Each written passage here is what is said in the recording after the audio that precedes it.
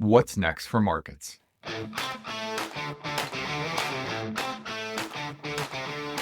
I'm Michael Kantrowitz, Chief Investment Strategist at Piper Sandler, where I lead the portfolio strategy team, recently ranked #1 on Wall Street in the 2024 All-America Institutional Investor Research Survey. Welcome to this week's podcast, everybody. Stephen and I are really excited to have a special guest joining us. This week, we'll be speaking with Alex Potter, who's a managing director and senior research analyst at Piper Sandler with a focus on transportation technology. In particular, he focuses on electric vehicles, automotive e-commerce, ride-hailing, last-minute delivery platforms, fleet telematics, and urban micro-mobility. Previously, Potter covered Chinese auto and truck companies listed in Hong Kong, and prior to joining Piper Sandler in 2008, he worked as a Beijing-based consultant to the World Bank. I'm super excited. Your group is so broad in that it's automakers and EVs and things like that, but it touches in politics, in infrastructure, and energy usage, and technology. I don't know how you do it. So I'm excited to have this conversation today. Yeah, happy to be here. And you're right. It didn't used to be this way. I mean, when I started at Piper in 2008, and for several years, the auto industry was sort of a sleepy place to be. I spoke Chinese. I speak Chinese still. So I spent a lot of time in China, and that was sort of the dynamic part of what I did, because China auto was sort of a growthy part of the industry. But once Tesla came onto the scene, 2016, 2017, you're right. Like the auto industry, it cut because of the ambitions that company specifically has. It cuts across so many different areas. I mean, there's tech, but it's also energy, it's industrials, it's consumer, it's utility, all kinds of things that I started talking to investor, base that I had never spoken to in the past. And so, yeah, that was a turning point, I think, in my own career when we started covering Tesla. And now at this point, almost everything that I do, whether it's talking about a supplier or General Motors or a dealer or anybody in this ecosystem, it basically all has to be discussed in the context of what Tesla's doing, because Tesla's messing everything up for everybody. Do you think of Tesla as an automaker? No, no. It's analogous to asking if Amazon is a bookseller or if Apple is a desktop PC manufacturer or something. Yeah. Like at the beginning, like it seems like they are. Like at the outset, there was a period in time, I suppose, when people really cared a lot about how many books Amazon sold or how many desktop PCs Apple was selling versus Gateway 2000 or whatever. And now people they ask the question, how many Teslas are being sold relative to BMW or something. But I think 5-10 years down the line, people will look at those questions as sort of quaint in the same way that they do with Apple and Amazon. Yeah, I like the books comparison. That's a good one. It is. I mean, I didn't cover it, and I still don't cover Amazon, so I don't want to talk too far out of turn. But I imagine in the company's early days, that is the sort of thing that people, what do they have? Why should they be so much better than Barnes and Noble? Or, what's wrong with Blockbuster? And so like I think we're starting to come around though to the realization, that a lot of the companies that are in the incumbent auto manufacturing supply chain really are sort of walking dead, which is tough for some people to accept. I would love to hear about the politics, the pressure on the grid, plus the infrastructure buildup. And sure. I may be naive with just hearing headlines. You have incentives going away, you have highway taxes. So as it relates to politics, I think that this topic, obviously you're right, like it's in headlines, subsidies or not, tax credits or not. And it makes sense that this gets the amount of airtime that it does to a certain extent. But in the end, it's all just a question of the slope of the curve, right? So electric vehicle penetration as a percentage of total overall vehicle sales will only move higher over the next 10, 20, 50 years until eventually for light vehicles, it's 100% in every segment and in every region. The question is just the slope of the curve, right? And so policy can be used in, certain regions. It has been used to sort of bend that curve higher, faster. The underlying sort of logic behind why eventually EVs will be 100% penetration is just because they're cheaper, right? So if you have an underlying economic rationale, which in the case of EVs you do or you ultimately will have, then the policy stuff is sort of an afterthought. It's an accelerant. And what we've seen in the US lately, we tend to have sort of a North America centric view of things because that's where we are and it's where we live. And it's true that you've had that, generally speaking, a lot of cancellation going on. There's a $7,500 tax credit that's going away. There's any number of different policies that are on the sort of chopping block. California has its own emissions regulatory regime, which, because California is so big and because there are a lot of other states that voluntarily follow along with California, you effectively have, it's something like a third of vehicle sales in the US are aligned with the California emission standards, which are really strict. So it's effectively like its own country, and the entire auto industry in the US, because it's such a big market, is more or less obliged to follow along with California. What the Trump administration has said all along that they wanted to do, and they tried to do this in the first administration as well, which is basically strip California of that authority. And they're making progress toward doing that. So these things will all slow down EV adoption in the United States. The train's already left the station in China. Like, it's over half of vehicles already are fully electric, and it's only moving higher every day. And this is, again, like, it's a function of the underlying economics. In China, there are cars that go 300 plus miles on a charge for $20,000 all over the place, dozens and dozens of options. It's just that the Chinese government was super aggressive in the early days, making policy that at the time seemed nonsensical. Like I mentioned, I speak Chinese, right? And back in the day, whatever, 2012, 2014, there were all these headlines and it was like, oh, the future is fully electric and it goes through China and all this. And I would go talk to dealers and I would say, apparently these EVs are really a thing. Show me all these EVs that are selling like hotcakes. And the dealers would like chuckle, and they would take me to like a dark corner in the back of the showroom and show me an EV that nobody wanted and a whole bunch of EVs that were parked out in the back lot. It was just like this completely stupid setup. And I was looking at it, and like my conclusion after doing all those channel checks, like basically every quarter I would come back from China and be like, well, EVs in China are still BS. Like, it's all just headlines and that's it. There's no real meat on the bone. It's just the Chinese top-down government, doing nonsensical things. But it's not really causing anything resembling a sustainable EV market. This was my conclusion at the time. And it's true, there were people up and down the supply chain that, were it not for free money from the government, they would have gone out of business. What I did not anticipate, and I would chalk this up as one of the biggest errors or misreads of my career, and a lot of people didn't foresee this. But even though it's true that nobody wanted those cars, and I don't even know what they did with them, dump them in the ocean. In the vehicles themselves, you had real batteries, and in those batteries, you had real lithium and real nickel. And as far as the people who are upstream are concerned, if you are a miner of lithium, a refiner of graphite, or any of the other battery materials that need to go into that end product, regardless of whether somebody wants that end product or not, you are getting paid, right? So you're upstream building refining capacity, building mining capacity. And because that was the only place where any of the downstream demand, even though it was fake downstream demand, right?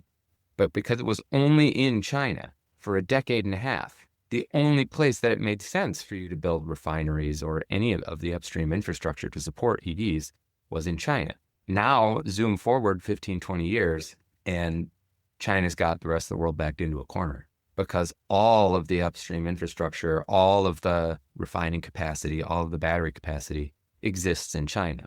And so now when, people are talking about graphite or rare earths or any of these other things that go into those vehicles, it makes sense that China's got a monopoly on all those, all that upstream capacity. But you can see, based on the path that China has walked over the last 15, 20 years, that once scaled, there's really no comparison from an economic standpoint between internal combustion, which has tens of thousands of moving parts and all kinds of oil changes and fluids, and it's super inefficient, versus an electric vehicle supply chain, which now, once scaled, is much cheaper and much more economically compelling.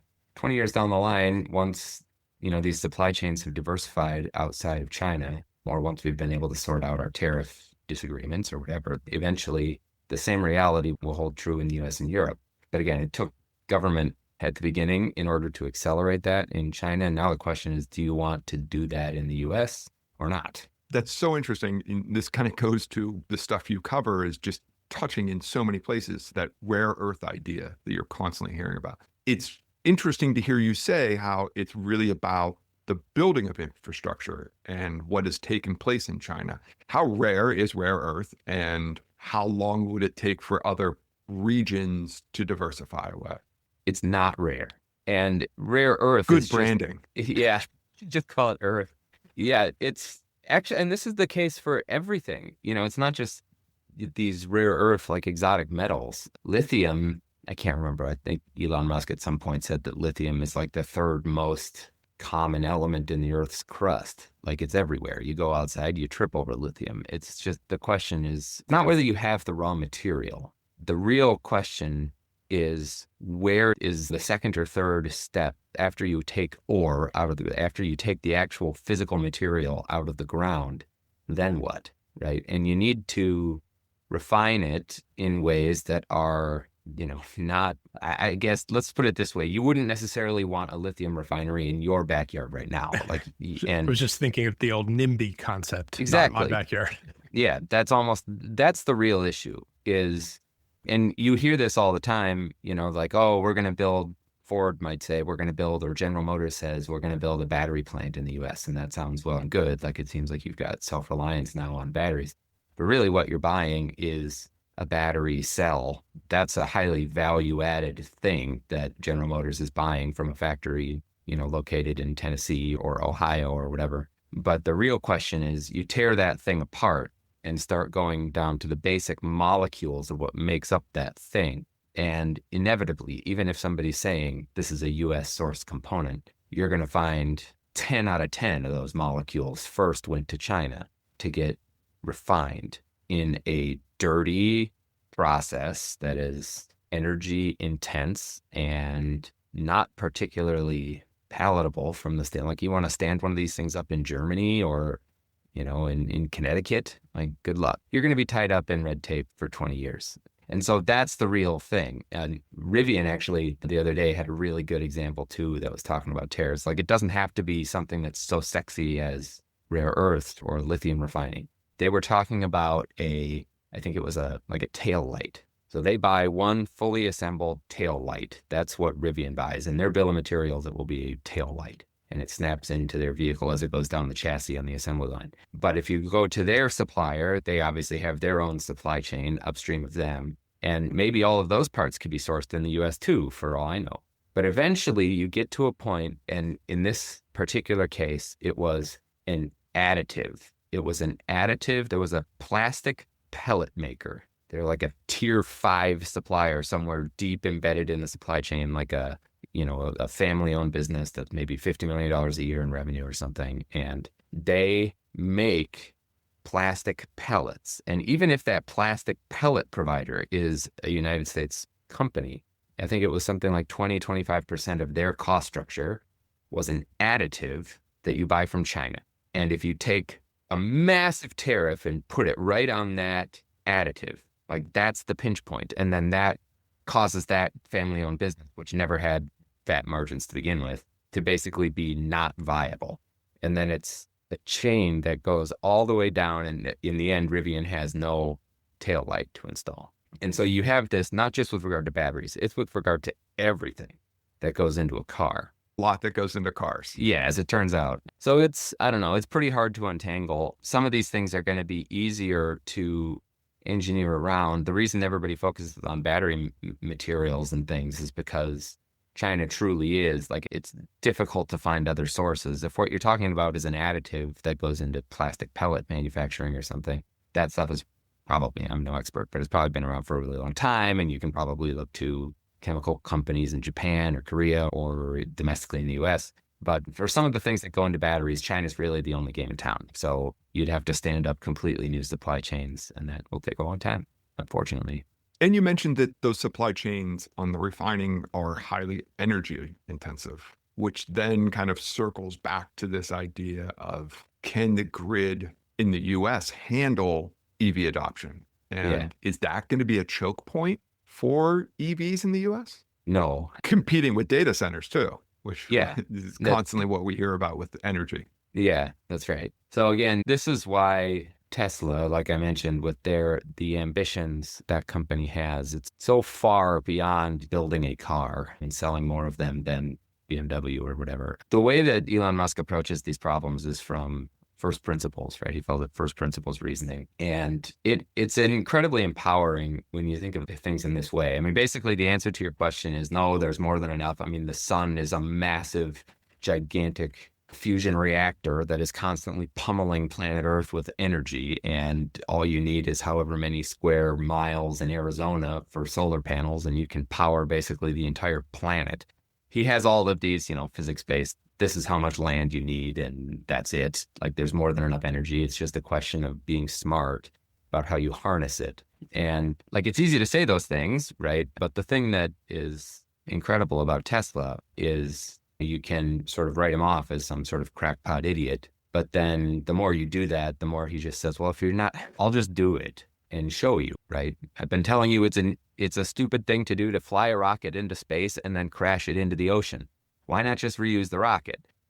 It'd be 10 times cheaper. And everybody says you're completely nuts. And he says, well, actually, this is how I'm going to do it, right? So you can talk as much as you want about how the grid is going to be a bottleneck and how there's just no way, this guy's in it, he's smoking crack. And you do it until all of a sudden one day you wake up and you're like, actually, he was right. There's more than enough energy. But it does require fundamentally different thinking, right? And the thing that I think frustrates people so much is I remember when Tesla was building the Gigafactory. So this is in Nevada, in the desert in Nevada.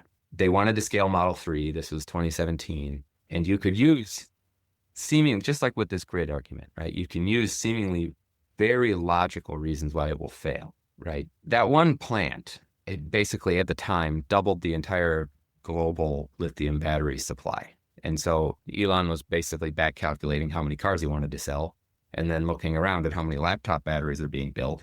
And he was like, there aren't enough batteries on the face of planet Earth to satisfy my need. And so people could look at that and be like, well, this makes no sense. You're not going to be able to build the cars you say you're going to build because you would need a gigantic factory. It basically need to be the biggest building in the world. And you're not going to do that. Like, that's completely stupid. But then, he's like, okay, I need to do this, so I'm going to do it. And then people would say, well, it doesn't make sense because batteries are so expensive. Batteries are so heavy. I worked at XYZ company and we tried to build batteries, and you could get Gerson Lehrman or any number of these different expert networks, right? You talk to somebody who had 3 decades of experience trying to scale batteries, and they could tell you exactly why it doesn't work.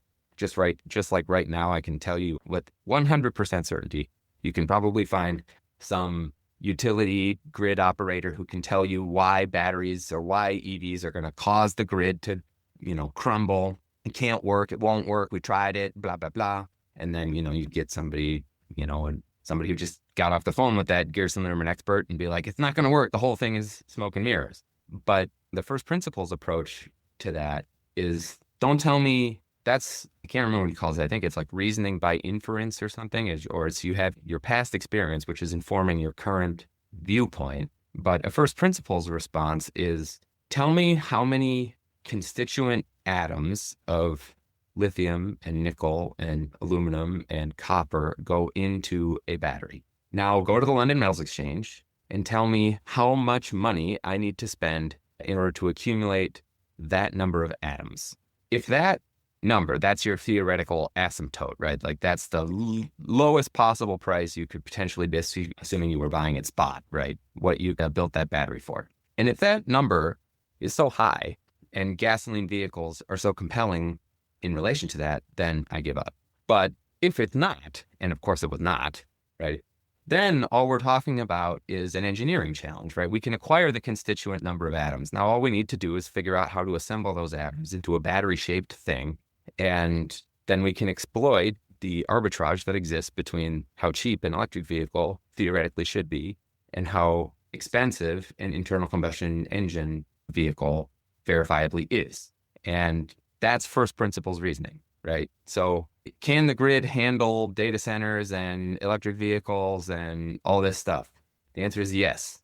And it's yes because Elon Musk tells me it's yes. If you think he's an idiot, you can stand in line behind all the other millions of people who have called him an idiot over the last 20 years. And eventually, 5 years from now, 10 years from now, you'll feel like an idiot for having stood in that line. I'm not going to stand in that line, but you're welcome to if you want to. Are we at one of those moments right now with the Austin robotaxi launch? Austin robotaxis, yeah. Do we ask the tough question here? Is this? Yeah. So this, I think, touches on like Elon Musk's real end game. The analogy here, again, like going back to Amazon, starts out as a bookseller, right? And then eventually is like an e-commerce disruptor. But then in the end, there's other things like AWS, cloud storage, things that would have defied articulation back when everybody was conceiving of this company as a bookseller. You don't even know what cloud storage is, right? Nobody knows what the App Store is when what we're really looking at is computer selling, right? And so the same thing is happening with Tesla, and Tesla's end game, if you call Amazon's end game AWS, the analogous goal. Even self-driving cars is an oversimplification. Really what it is, artificial general intelligence. You call it real world artificial general intelligence, right? So it's giving a physical thing self-awareness. That's the objective, which sounds crazy, right? But just like selling books was a way to ultimately develop cloud storage, right? You've got a lot of bits that you're storing for your e-commerce platform. You need to store them somewhere. So you develop this core competency in storing those bits off-site. And then you realize eventually that in the 21st century, all segments of the economy could potentially benefit from this. And then you generalize that know-how that you developed when you're selling books, right? Well, Tesla currently, they start out selling cars, and then they develop this know-how, a neural net training approach, in an effort to make the car self-driving, right? But the process is generalizable. It's not about making a car self-driving, right? What it's about is giving intuition to a inanimate chunk of metal and making it do things on its own. That's a generalizable approach, right? It doesn't matter what you have. You could have a robot, you could have a crane, it could be a train, it could be a tunneling machine, it could be at ports or mines or warehouses or whatever it is. Whatever your chunk of metal is, if you want to give it self-awareness and have it do things on your behalf, then we at Tesla have a training protocol that we have perfected on our own chunks of metal that you can use. Just pay us every month. Right? Just like Amazon developed this in order to sell more books, then they realize it's a generalizable thing they can sell to other people. And now that's a huge chunk of their business, a very high margin chunk of their business. Tesla's trying to do the same thing. I really like this comparison to Amazon, because imagine what Amazon's multiple would have been in 99 and 2000 if people had known about the coming rise of AWS, which didn't start until, a few years after the tech bubble imploded. And things in terms of technology are always accelerating. So you could argue with Tesla today, there are all these things now beyond the books of Tesla or cars that you just mentioned that investors are pricing in. So how do you think about valuation? Because I often hear investors talk about comparing the valuation to other automotive companies that, sell mostly internal combustion cars. Yeah. Obviously, that's not a great apples to apples comparison. And who knows what else Elon Musk and Tesla will do, but there's certainly a lot of potential that's closer than farther away that investors are trying to price in. So how do you think about it? And what are the conversations you have with clients, and how do they think about it?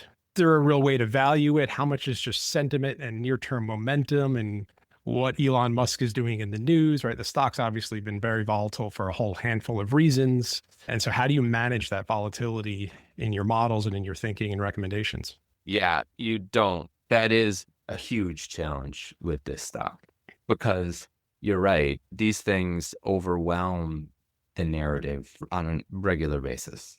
This stock could get cut in half in the next month, and I wouldn't be surprised. This stock could double in the next month, and I wouldn't be surprised, right? That sort of thing happens with regularity.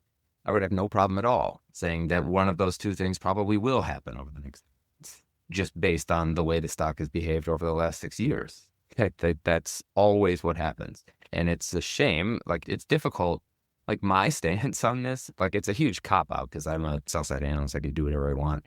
I directly get compensated if my calls are right or wrong, unlike our clients, right? Like, you buy a stock and you hope it goes up, you sell a stock and, ideally you want it to at least not continue going up. And if you get those calls wrong on a consistent basis, you get fired. And that, I suppose, there's some analogy to that on the sell side as well. But with this particular stock, like, my view has always been, and it will probably remain for some time, that if I could own stocks in my own PA that I cover, Tesla would be the biggest position, and I wouldn't look at Twitter and I wouldn't look at the headlines, and I would sell it when I want to retire. Because I honestly think that the way the company defines success over a long term, to the extent that they're successful, it means global labor markets are different, global transportation markets are different, global energy markets are different, and they're basically being built in Tesla's image. Like, that's the scale of what the company's attempting to do.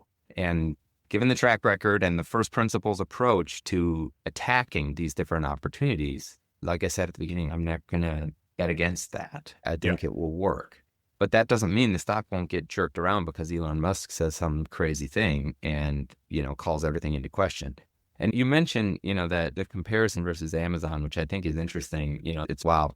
Can you imagine what Amazon's multiple would have been if people would have understood what AWS was going to be or what was ultimately going to grow into? And it's actually a really good comparison because people did at the time. I have a chart I'm trying to find in here that compares Amazon's multiple in the early days. And it was the same thing. Like, you had people looking at it and being like, what the, this is so far outside the realm of reality. But back then, wasn't it still thought of, and I don't know the exact answer, back then as, okay, it's going to be a big retailer and it's going to disrupt retail? Was the narrative as much into the technology back in 99, It may have 2000? been. It's a good question. I mean, you should ask Tom Champion or something, because I wasn't like participating in valuation debates for Amazon back then. So I'm not exactly sure. But one thing that I can say is if you chart, like, over the last 20 years where Amazon's forward PE was in the course of its development,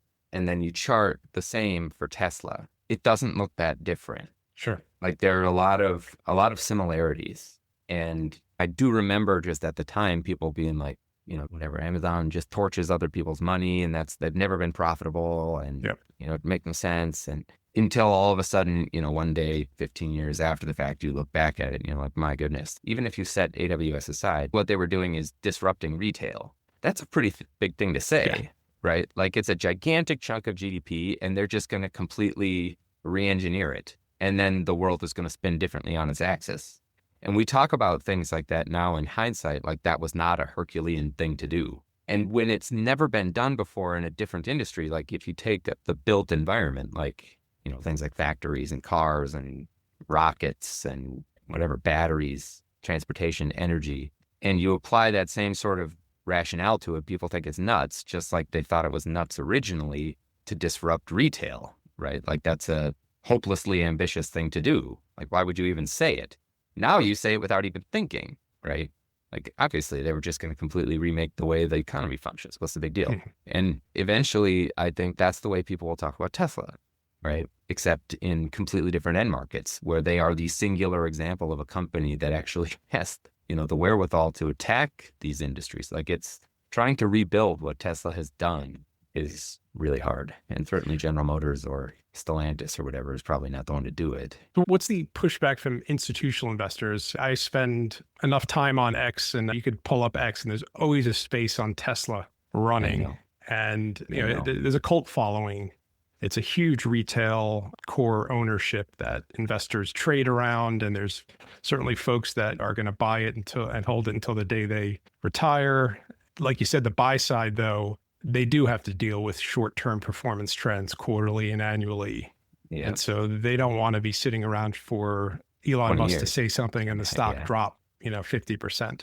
I know. So how do you, when you're speaking with clients and you have your view, and I think that makes a lot of sense because you don't want to give a core long-term thesis, how do you see institutional investors navigating around that? Do you see a similar cult-like following when you speak to institutional investors, or is it more myopic, or is there, a little bit of everything? I mean, yeah, it is a little bit of everything because it's a pretty sizable chunk of the benchmark. So in a lot of people's career, I think that was maybe the worst day in their career is the day that Tesla got added to the S&P because there were so many people who were perfectly happy ignoring the stock, and now they can't do it anymore. And so you're right. There are a lot of people who need to follow it just because of that. There are some true believers amongst institutional investors who are vocal in their beliefs and are, frequently on media outlets or whatever talking about, their long-term thesis on Tesla. And it's hard to shake them out of the shareholder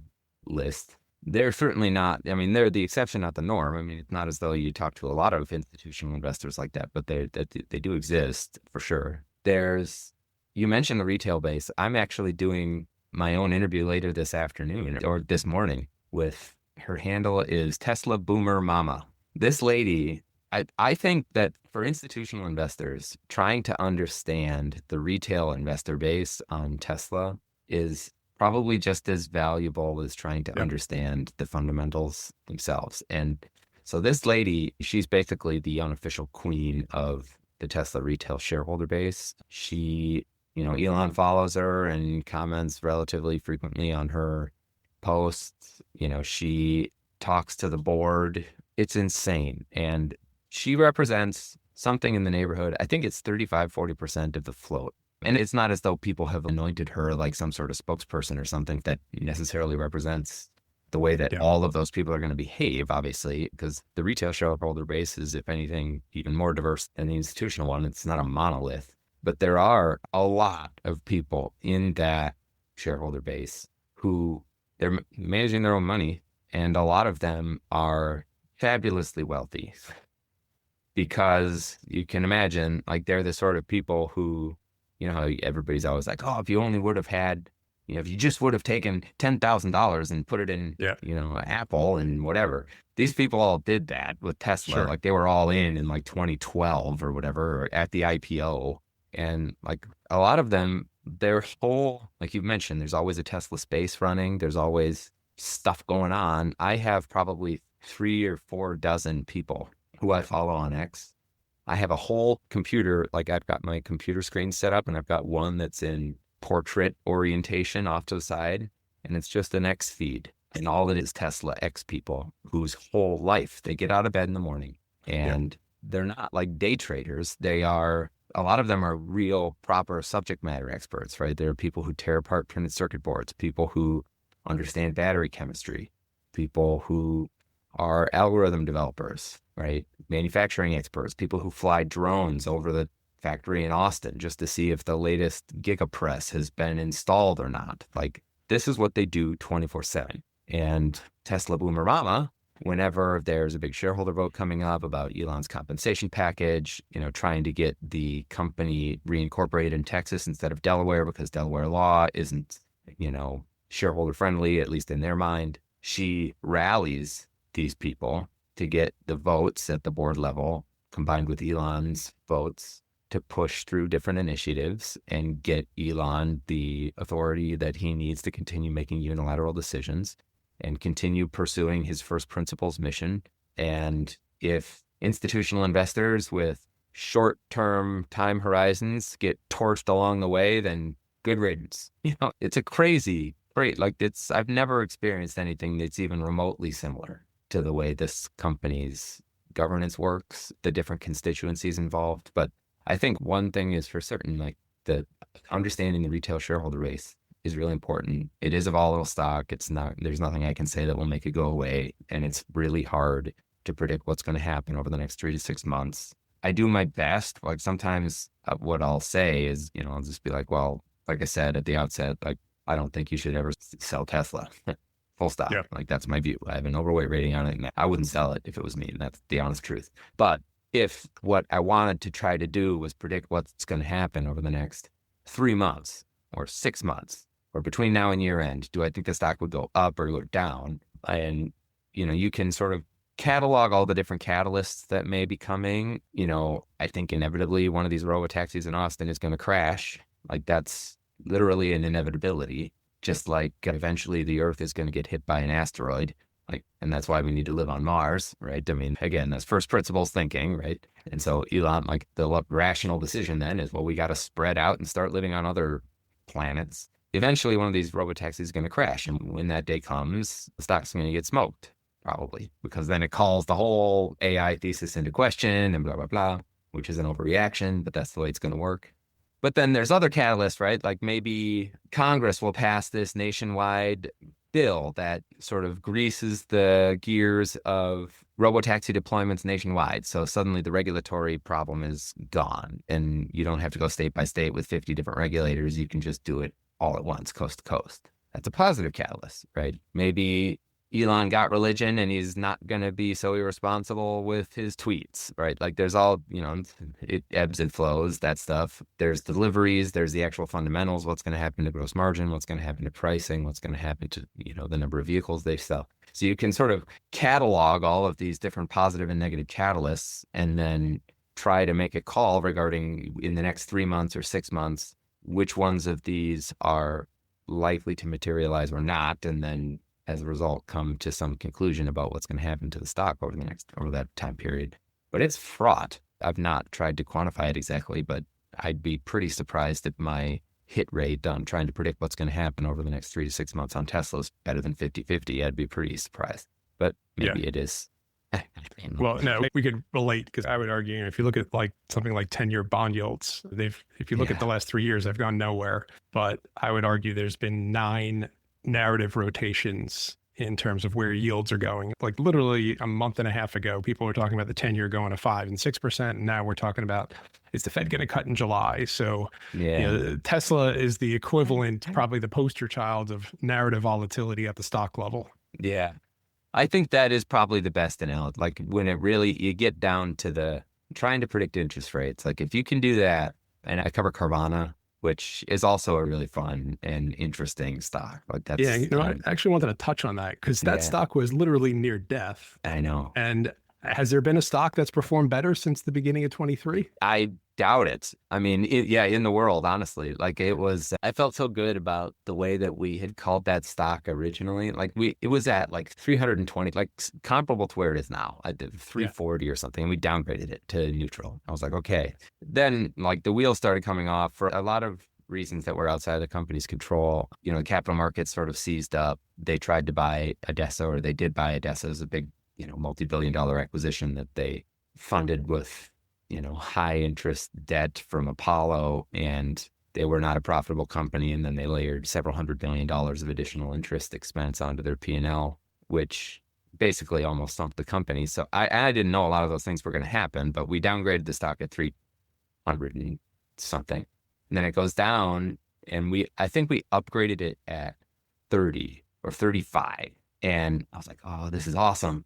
And then it went to 4, and it could have very easily stayed at 4 and then eventually gone to 0. Like it was not written in the stars that they'd be able to sort of navigate through that period. And part of it did come down to interest rates. There's 2 things that are really difficult to forecast for that company. Number one is, used car prices and interest rates. And they're always going to change. And it's not as though used car pricing changing or interest rates changing is an existential thing. Like obviously if it was, then car dealers everywhere would just go out of business, right? These things are always changing. The question is, how rapidly do they change and how unexpected is the change, right? And when that company was right on the edge, they didn't have much dry powder on the balance sheet.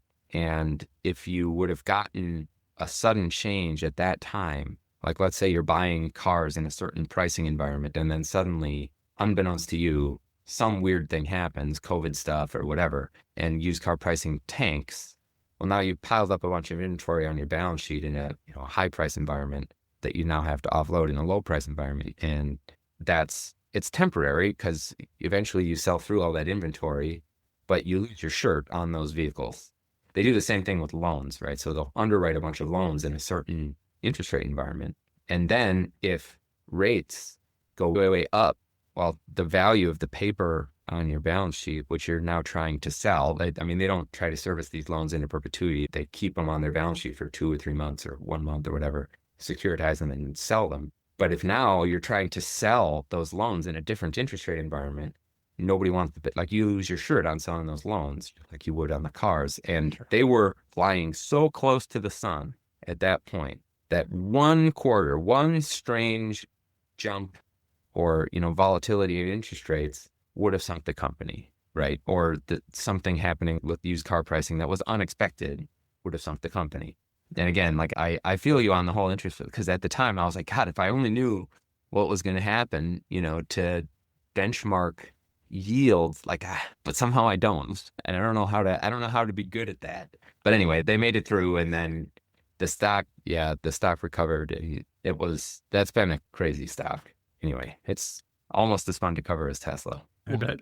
Yeah, a lot of covering the auto space typically are kind of very cyclical. Know when it's going to kind of get crazy. You know what the risks are historically, and now you've got Tesla, and then all these macro events that have swung around interest rates, swung around used car prices. I imagine it's been both challenging and interesting. It is. That's much more, like I said at the beginning when I started in this job, this was one of the more sleepy, sort of boring. We had decades worth of cyclical data that you could look at. And, like you said, every once in a while, inventory in the channel piles up, and then incentives and price cuts are coming, and margins contract. And so basically all you're trying to do is call those cycles and then assess different companies based on the quality of their lineup. You're like, well, I think company XYZ is going to win market share over the next or not, right? And that was basically the job. Now things are it's much more interesting now. Yeah, those traditional autos are some of the oldest stocks out there. I know. And it's, this is just maybe one sort of final thing. It would be the call of a career to identify which company or group of companies within that ecosystem. I said a lot of these companies are basically walking dead, but maybe one of them isn't. Like it's unlikely that whatever Tesla is going to be some sort of monopolistic entity, right?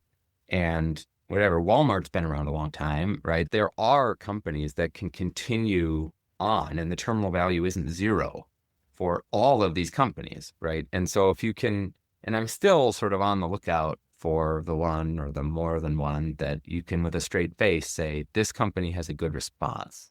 Like they'll still be here 20 years from now, because like you said, they're old companies, but almost all of them, like you do a DCF, the implicit value that people are embedding in the valuation is that these companies are going to generate cash flow for the next 5 or 10 years, and then they're going to go bust. That's what's implied in the multiples. But if you can refute that in a believable way, that investors will actually underwrite, because they don't. Like you make that call, and people will laugh you right out of the room. It's really hard to get anybody to pick the phone up. But I want to. I really want to. I don't have the guts to get behind any of them as of now. Maybe one day. Is there a kind of general catalyst you'd be looking for that could push you there and give you a little more confidence? This is sort of a long discussion, but everybody looks at Tesla like they're an electric vehicle company, right? And they are, right? There's a big difference outwardly between a gasoline vehicle and an electric vehicle. And so what the erroneous, I think, competitive response on the part of a lot of incumbent automakers was to make their own electric vehicle. Yeah. Like, well, we can make an electric vehicle too. But the truly differentiated thing that Tesla has done is not take a car and make it run on batteries and motors instead of gasoline and engines. It's redefining what it is an automaker is supposed to do. Like, what do you do as a car company? And old school car companies, more or less, assemble things that other people build. Right? So you have a chassis that goes down, and then different things come in and you bolt it onto the chassis. Well, Tesla doesn't do things that way, because that's the way things have always been done. Instead, the make versus buy decision, especially as it relates to electronics and software, Tesla thinks about in a completely different way, right? So if General Motors wants to buy brakes, they'll call up ZF or Bosch or whoever, and they'll say, I want brakes.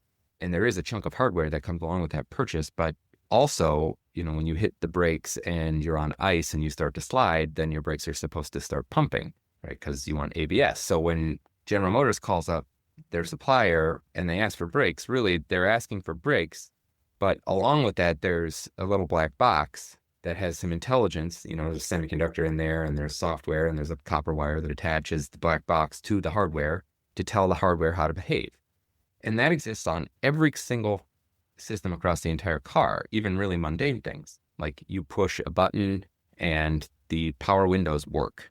Like there's a little actuator and there's a little black box, and there's something else, not just a button, that General Motors is buying from that supplier. Tesla does away with all of that, right? There are no black boxes. There's one centralized computer that Tesla builds, and all of the rules that dictate how the vehicle behaves are written and dictated by Tesla and burned onto their own silicon that they themselves design on their own printed circuit board, right? And so they need to internalize the know-how. Like when you hit the brakes on ice and it starts pumping, that's Tesla telling the brakes to pump, right? The power steering, the infotainment, every single thing in the vehicle, HVAC, all of that is controlled by Tesla. That is a much harder thing to replicate than swapping an engine out and putting a battery and motors in its place. Like General Motors is like, oh, we'll just continue doing things the way we've always done. And instead of, we'll just call up LG who makes batteries. Tesla thinks about things in a completely different way. And you need that has implications for human capital. It has implications for, staffing, unions.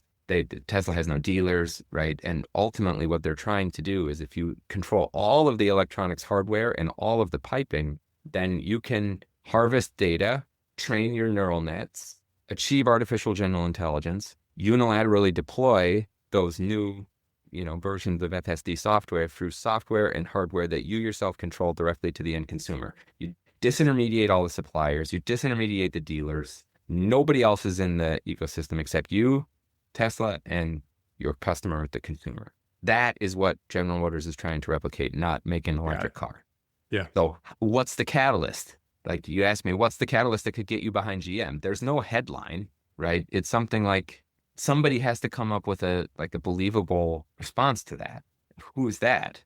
Like I don't, Rivian, maybe, like the way that they start out their company, they have a good sort of clear-eyed understanding of what Tesla's doing. Rivian has developed a lot of the underlying architecture that mimics what Tesla did. It's really hard for an incumbent OEM to make all that stuff, like I said. So Volkswagen basically paid Rivian $6 billion just to use it. And maybe it's BYD or, some of the Chinese that live embedded in the electronic supply chain. A lot of times when everybody talks about the Chinese being so fearsome, which they are, I think really what they're doing is just copying Tesla's business model with, the Chinese Communist Party as a balance sheet and, no expectation of ROI. That's ultimately what they're doing. Like they are replicating Tesla's business model. Super interesting. We could talk to you for a long time because I learned a ton, and it's so fascinating for me and Steven, who are macro focused top down. And obviously Tesla is one of the largest stocks in the S&P 500, and there's plenty of news and Too much news. Yeah, that's right. That's right. This was an awesome conversation. I will now think of it every time I hear Tesla news, which will be every day. So I'll probably start bugging you more. Yeah. You have my curse now. Yeah. It's so interesting because, like Michael said, I learned so much today talking with you. But it's also a stock because of its weight and index you have to own. So it's like something people don't really understand, but have to hold at almost a market weight, no matter what you're doing. Yeah. Awesome. Thanks, guys. We hope you enjoyed today's episode of What's Next for Markets. You can subscribe to the show on Apple, Spotify, YouTube, or wherever you get your podcasts. Be sure to follow Michael on X at Michael Cantro. If you like the show, please let us know by leaving a positive review. The preceding commentary is not financial advice. You should always seek appropriate financial advice from a professional financial advisor in your state. You should not consider this as a substitute for these services. Piper Sandler does and seeks to do business with companies covered in its research commentary or coverage. As a result, investors should be aware that the firm may have a conflict of interest that could affect the objectivity of this commentary. Investors should consider this commentary as only a single factor in making their investment decisions. For full disclosure information, visit www.pipersandler.com/researchdisclosures.